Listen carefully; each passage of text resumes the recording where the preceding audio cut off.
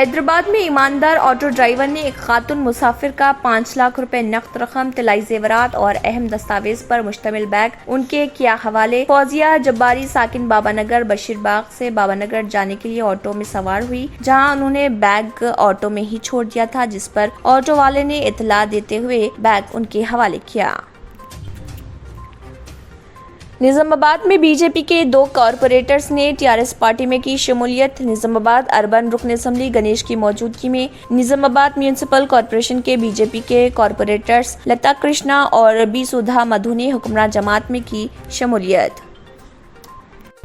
حیدرآباد کے پرانے شہر میں 2 ATM سینٹرز میں چوری کی ناکام کوشش۔ مادانہ پیٹ پولیس اسٹیشن کی حدود میں سعید آباد مین روڈ پر واقع SBI اور ایکسس بینکوں کے ATM سینٹرز میں سارقین داخل ہوئے اور انہوں نے مشینوں کو توڑ کر رقم نکالنے کی کوشش، تاہم الارم بجتے ہی وہ وہاں سے فرار۔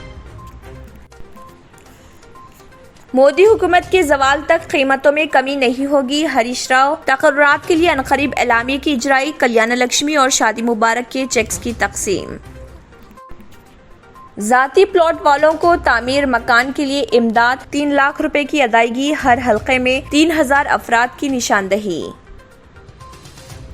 Telangana state auto drivers union JAC نے 28 مارچ کو ایک روزہ آٹو بند اور ٹرانسپورٹ آفس خیرتآباد پر دیا دھرنا۔ مہنگائی اور گرما کی شدت، حلیم کا کاروبار متاثر ہونے کا امکان، 2 سال بعد بھی تجارتی سرگرمیاں متاثر، قیمتوں میں اضافے پر غور۔ ادویات کی قیمتوں میں 1 اپریل سے اضافے کا امکان، فارماسیوٹیکل پرائسنگ اتھارٹی کی منظوری، 10% اضافہ عوام پر مزید بوجھ ہوگا۔ حج 2022 پر غیر یقینی صورتحال، سعودی عرب سے معاہدہ باقی، حج کمیٹی کے عہدیدار خالی ہاتھ واپس، 96,000 درخواست گزار الجھن میں۔ اگر آپ نے ہمارے چینل کو ابھی تک سبسکرائب نہیں کیا ہے تو یہاں پر ریڈ کلر کا سبسکرائب بٹن دکھ رہا ہے، اسے کلک کریں اور ہمارے چینل کو سبسکرائب کیجیے اور ساتھ ہی ساتھ بیل آئیکن کو بھی کلک کیجیے، جس سے آپ کو تازہ اپڈیٹ ملتی رہے۔